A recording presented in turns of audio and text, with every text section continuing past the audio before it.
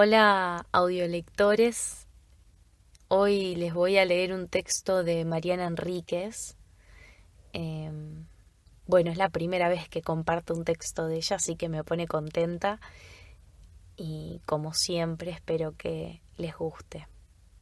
Se llama Pablito clavó un clavito, una evocación del petiso orejudo. La primera vez que se le apareció fue en la salida de las 9:30 de la noche, la que se hacía en ómnibus. Fue durante una pausa del relato, mientras recorrían el tramo que iba desde el restaurante que había sido de Emilia Basil, descuartizadora, hasta el edificio donde vivía Gilla Murano, envenenadora. De todos los tours por Buenos Aires que ofrecía la empresa para la que trabajaba, el de crímenes y criminales era el más exitoso. Se hacía 4 veces por semana, 2 en ómnibus y 2 a pie, 2 en inglés y 2 en español. Pablo supo que, cuando la empresa lo designó como guía del tour de crímenes, le estaba dando un ascenso. Aunque el sueldo fuera el mismo, sabía que tarde o temprano, si lo hacía bien, la cifra también iba a ascender. El cambio lo había alegrado mucho. Antes hacía el tour de arquitectura, que era muy interesante, pero aburría después de un tiempo. Había estudiado los 10 crímenes del tour en detalle para poder contarlos bien, con gracia y suspenso, y jamás había tenido miedo ni se había impresionado. Por eso, antes que terror, sintió sorpresa al verlo. Era él, sin duda, inconfundible. Los ojos grandes y húmedos, que parecían llenos de ternura, pero en realidad era un pozo oscuro de idiocia. El chaleco oscuro y la estatura baja, los hombros esmirriados y en las manos esa soga fina, el piolín, como lo llamaban entonces, con que le había demostrado a la policía, sin expresar emoción alguna, cómo había atado y asfixiado a sus víctimas. Y las orejas enormes, puntiagudas y simpáticas, de Cayetano Santos Godino, el petiso orejudo, el criminal más célebre del tour, quizás el más famoso de la crónica policial argentina.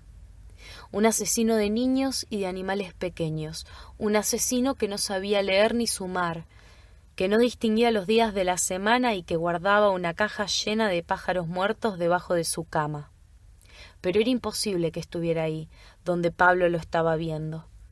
El petiso orejudo había muerto en 1944 en el expresidio de Ushuaia, en Tierra del Fuego, el fin del mundo.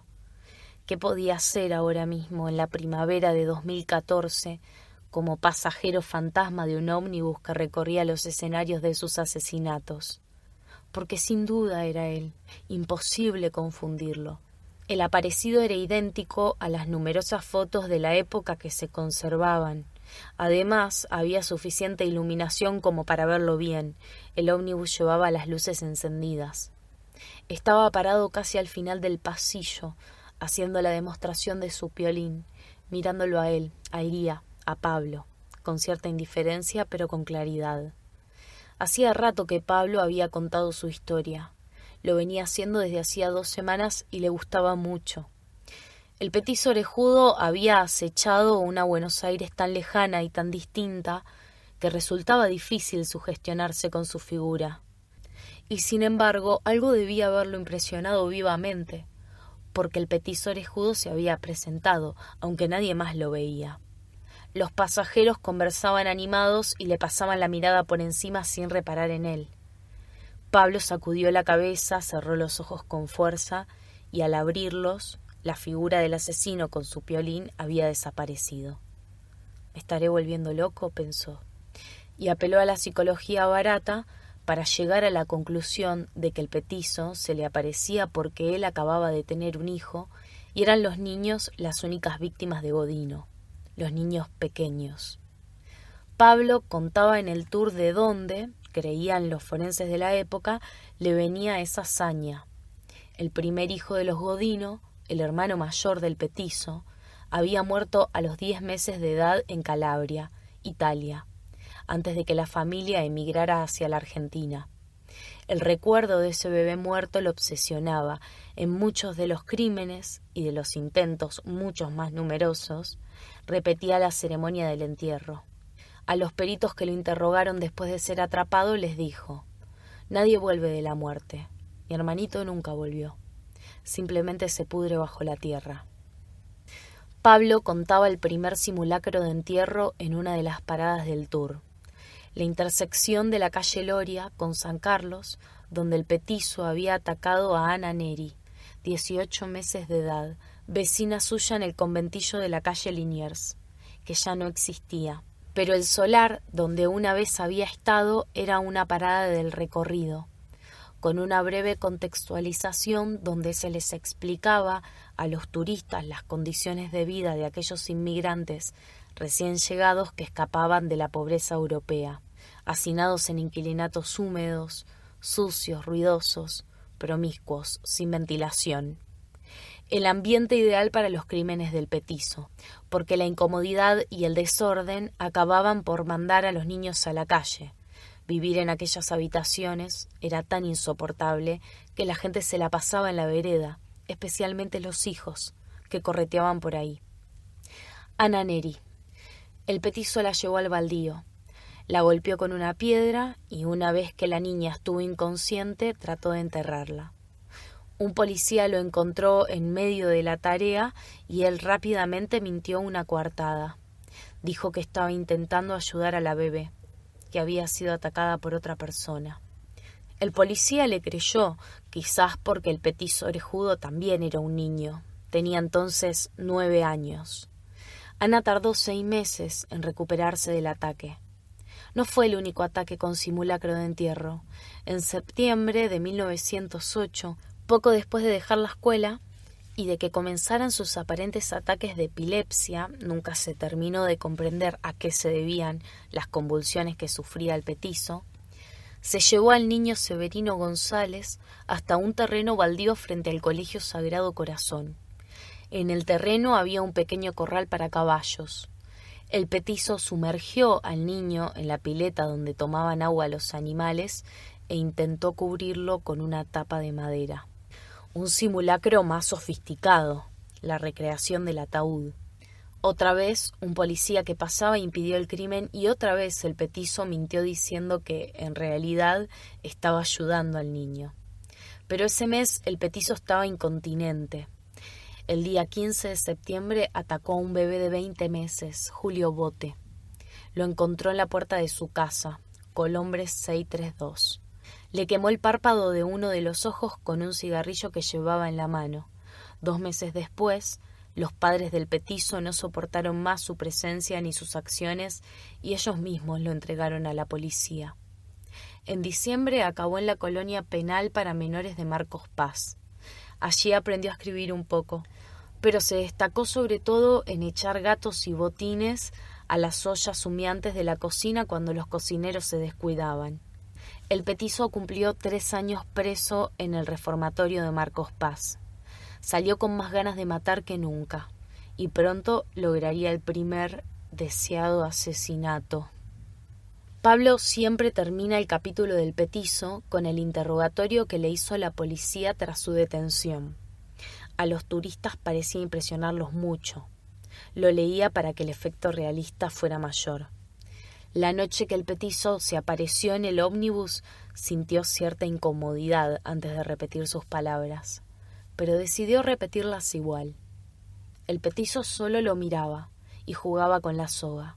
No lo amenazaba. ¿No siente usted remordimientos de conciencia por los hechos que ha cometido? No entiendo lo que ustedes me preguntan. ¿No sabe usted lo que es el remordimiento? No, señores. ¿Siente usted tristeza o pena por la muerte de los niñitos Giordano, La Aurora y Vainikov? No, señores. ¿Piensa usted que tiene derecho a matar niños? No soy el único, otros también lo hacen. ¿Por qué mataba usted a los niños? Porque me gustaba. Esta última respuesta provocaba la desaprobación colectiva de los pasajeros, que en general parecían contentos cuando se cambiaba de criminal y se pasaba a la más comprensible Gilla Murano, quien envenenó a sus mejores amigas porque le debían dinero. Una asesina por ambición, fácil de entender. El petizo, en cambio, incomodaba a todos. Esa noche, cuando llegó a su casa, Pablo no le contó a su mujer que había visto el espectro del petizo, tampoco a sus compañeros. Pero eso era normal, no quería tener problemas en el trabajo. En cambio, le molestaba no poder hablarle de la aparición a su esposa. 2 años atrás se lo hubiera contado. 2 años atrás, cuando todavía podían confesarse cualquier cosa sin miedo, sin recelo. Era una de las tantas cosas que habían cambiado desde el nacimiento del bebé. Se llamaba Joaquín. Tenía 6 meses. Pero Pablo seguía diciéndole el bebé. Lo quería, al menos eso creía. Pero el bebé no le prestaba demasiada atención. Aún estaba aferrado a su madre y ella no ayudaba para nada. Se había convertido en otra persona, temerosa, desconfiada, obsesiva. A veces Pablo se preguntaba si no estaría sufriendo una depresión posparto. Otras solamente se malhumoraba y recordaba con nostalgia y algo mucho de enojo los años previos al bebé. Ahora era todo distinto. Ella no lo escuchaba, por ejemplo.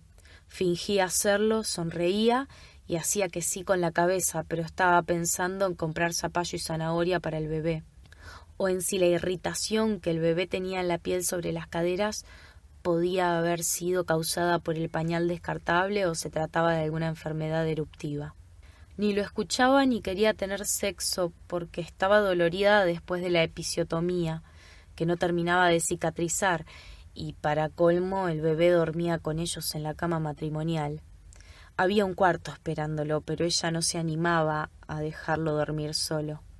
Le tenía miedo al síndrome de muerte súbita. Pablo había tenido que escuchar hablar de esa muerte blanca durante horas, mientras trataba en vano de calmarle la ansiedad. A ella, que nunca había tenido miedo, que alguna vez lo había acompañado a escalar montañas y había dormido en refugios mientras nevaba afuera. Ella, que había comido hongos con él todo un fin de semana alucinando. Esa misma mujer, ahora, lloraba por una muerte que no había llegado y posiblemente no llegara nunca. Pablo no recordaba por qué tener un hijo le había parecido una buena idea. Ella no hablaba de otra cosa. Se habían terminado las charlas sobre los vecinos, las películas, los escándalos familiares, los trabajos, la policía, la comida, los viajes. Ahora solo hablaba del bebé y hacía como que escuchaba cuando se trataban de otros temas. Lo único que parecía registrar, como si la despertara de un sopor, era el nombre del petizo orejudo, como si su mente se iluminara con la visión de los ojos del idiota asesino, como si conociera esos dedos delgados que sostenían la cuerda. Decía que Pablo estaba obsesionado con el petizo. Él no creía que fuera así.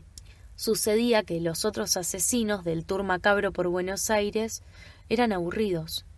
La ciudad no tenía grandes asesinos, si se exceptuaban los dictadores, no incluidos en el tour por corrección política.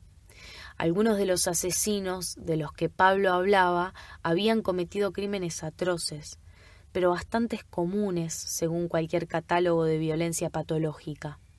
El petizo era distinto, era raro, no tenía más motivos que su deseo y parecía una especie de metáfora, el lado oscuro de la orgullosa Argentina del centenario, un presagio del mal por venir, un anuncio de que había mucho más que palacios y estancias en el país, una cachetada al provincianismo de las élites argentinas que creían que solo cosas buenas podían llegar de la fastuosa y anhelada Europa. Lo más hermoso era que el petizo no tenía la más mínima conciencia de esto. A él solo le gustaba atacar niños y encender hogueras, porque también era pirómano. Le gustaba ver las llamas y observar el trabajo de los bomberos, sobre todo cuando se caían al fuego, como le había dicho a uno de los interrogadores. Era con fuego la historia que había hecho enojar a su esposa. Ella acabó levantándose de la mesa, gritándole que nunca más le hablara del petizo, nunca más, por ningún motivo. Se lo había gritado mientras abrazaba al bebé como si tuviera miedo de que el petizo se materializara y lo atacara. Después se había encerrado en la habitación y lo había dejado comiendo solo. Él la mandó a la mierda mentalmente. La historia era impresionante, en efecto. No para armar tanto escándalo, creía él, pero sí muy brutal. Ocurrió el 7 de marzo de 1912. Una niña de 5 años, Reina Bonita Vainikov, hija de inmigrantes judíos letones, estaba mirando la vidriera de una zapatería cerca de su casa en la avenida Entre Ríos. La niña llevaba un vestido blanco. El petizo se le acercó mientras ella estaba absorbida por la visión de los zapatos. Llevaba un fósforo encendido en la mano. Tocó con la llama el vestido, que ardió. El abuelo de la nena la vio envuelta en llamas desde la vereda de enfrente. Cruzó la calle corriendo, desesperado.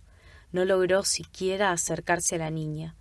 Trastornado, no se había fijado en el tráfico, lo atropelló un auto y murió.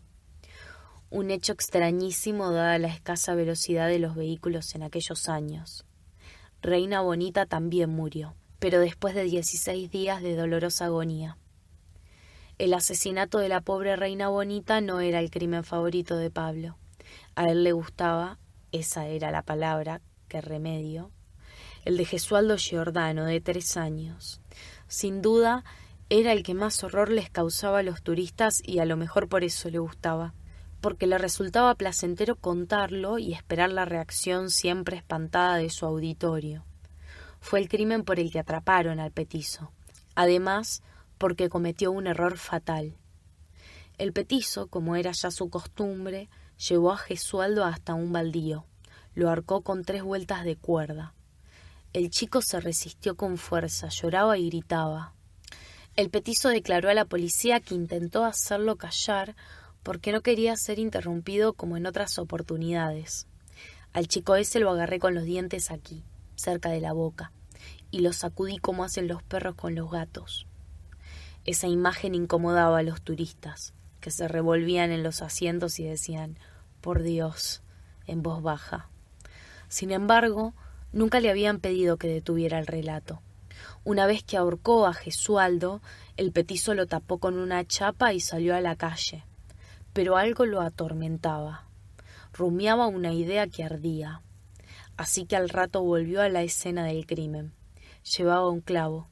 Lo clavó en la cabeza del niño, que ya estaba muerto. Al día siguiente cometió su error fatal. ¿Quién sabe por qué? Asistió al velorio del niño al que había matado. Dijo más tarde que quería ver si todavía tenía el clavo en la cabeza. Confesó este deseo cuando lo llevaron a presenciar la autopsia, después de la denuncia del padre del niño muerto. Cuando el petizo vio el cadáver, hizo algo muy extraño. Se tapó la nariz y escupió como si le diera asco, aunque el cuerpo todavía no había entrado en estado de descomposición. Los forenses, por algún motivo que la crónica policial de la época no explica, lo hicieron desnudar. El petizo tenía una erección de 18 centímetros. Acababa de cumplir 16 años. Ese relato no podía contárselo a su mujer. Una vez había intentado hablarle de las reacciones de los turistas ante el último crimen del petizo, pero antes siquiera de empezar el relato se dio cuenta de que ella no lo estaba escuchando. Le reclamó que tenían que mudarse a una casa más grande cuando el bebé creciera. No lo quería criar en un departamento. Quería patio, piscina, sala de juegos y un barrio tranquilo donde el chico pudiera jugar en la calle. Ella sabía perfectamente que esto último apenas existía en una ciudad con el tamaño y la intensidad de Buenos Aires, y mudarse a un suburbio rico y apacible estaba muy lejos de sus posibilidades. Cuando terminó de enumerar sus deseos para el futuro, le pidió que cambiara de trabajo. «Eso no», dijo él. «Soy licenciado en turismo, me va bien, no voy a renunciar. Me divierto, son pocas horas y estoy aprendiendo. El salario es una miseria». «No, no es una miseria», se enojó Pablo. Creía estar ganando bien, lo suficiente para mantener decentemente a su familia. ¿Quién era esa mujer desconocida? Alguna vez ella le había jurado que con él Era capaz de vivir en un hotel, en la calle, bajo un árbol. Todo era culpa del bebé. La había cambiado por completo. ¿Y por qué? Si era un chico sin gracia, aburrido, dormilón, que cuando estaba despierto lloraba casi sin parar. ¿Por qué no trabajas vos si querés más plata?, le dijo Pablo a su mujer. Y ella pareció erizarse. Gritó como si se hubiera vuelto loca. Gritó que tenía que cuidar al bebé. ¿Qué pretendía él? ¿Abandonarlo con una niñera o con la loca de su madre? Mi madre no está loca, pensó Pablo. Y para no volver a pelear a los gritos, salió a la vereda a fumar. Esa era otra cosa. Desde que había nacido el bebé, ella no lo dejaba fumar en su departamento. Al día siguiente de la discusión, el petizo volvió al ómnibus. Esta vez estaba más cerca de él, casi al lado del conductor, que claramente no lo veía. Pablo no se sentía diferente, solo algo inquieto. Temía que alguno de los turistas también fuera capaz de ver al petizo espectral y causara histeria en el ómnibus. Cuando apareció con la soga en las manos, estaba en una de las últimas paradas del recorrido, la casa de la calle Pavón. Allí había aparecido una de las víctimas más grandes de edad del petizo, uno de sus ataques más extraños.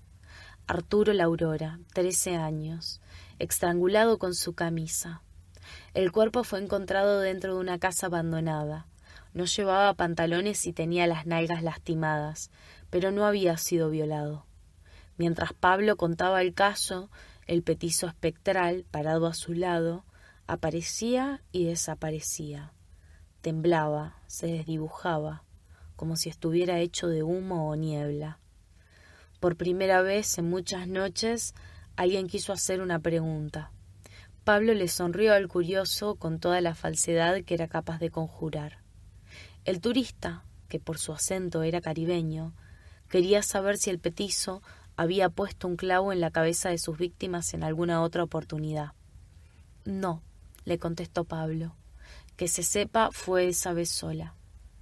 Es muy extraño, dijo el hombre, y aventuró que si la carrera criminal del petizo hubiera sido más larga, a lo mejor el clavo se habría convertido en su marca, en su firma. A lo mejor, contestó Pablo, con amabilidad, mientras veía cómo el petizo espectral se terminaba de desvanecer. Pero nunca vamos a saberlo, ¿no es cierto? El caribeño se rascó el mentón. Pablo volvía a su casa pensando en el clavo y en un trabalenguas que su madre le había enseñado cuando era chico. Pablito clavó un clavito. ¿Qué clavito clavó Pablito? Un clavito chiquitito. Abrió la puerta del departamento y se encontró con la escena habitual de los últimos meses. El televisor encendido, un plato con dibujos de Ben 10 y restos de zapallo, una mamadera medio vacía y la luz de su habitación encendida. Se asomó por la puerta. Su mujer y su hijo dormían en la cama juntos. Sintió que no los conocía. Pablo caminó hasta la habitación que él mismo había decorado para su hijo antes que naciera. Estaba tan vacía que le dio frío. La cuna inmóvil estaba oscura. Parecía el cuarto de un chico muerto, conservado intacto por una familia de duelo. Pablo se preguntó qué pasaría si el chico se moría, como parecía temer su mujer. Sabía la respuesta. Se apoyó en la pared vacía, donde varios meses atrás, siempre antes del nacimiento, antes de que su mujer se transformara en otra persona, había planeado ubicar un colgante, un universo que giraría sobre la cuna del bebé para entretenerlo por la noche. La luna, el sol, Júpiter, Marte y Saturno, los planetas y los satélites y las estrellas brillando en la oscuridad. Pero nunca lo había colgado porque su mujer no quería que el bebé durmiera ahí y no había forma de convencerla. Tocó la pared y se encontró con el clavo que seguía esperando. Lo arrancó de un tirón seco y se lo metió en el bolsillo. Pensó que resultaría un gran golpe de efecto para su relato. Lo sacaría de su bolsillo justo cuando contara el crimen del niño Gesualdo Giordano, en el momento preciso, cuando el petizo volvía y lo clavaba en la cabeza del chico ya muerto. A lo mejor algún turista ingenuo hasta creía que se trataba del mismo clavo, perfectamente conservado 100 años después del crimen. Sonrió pensando en su pequeño triunfo y decidió acostarse en el sofá del living, lejos de su mujer y su hijo, con el clavo entre los dedos. Espero que hayan disfrutado de este texto. Si les gustó, suscríbanse al canal. Y si no les gustó también, que el próximo les va a gustar.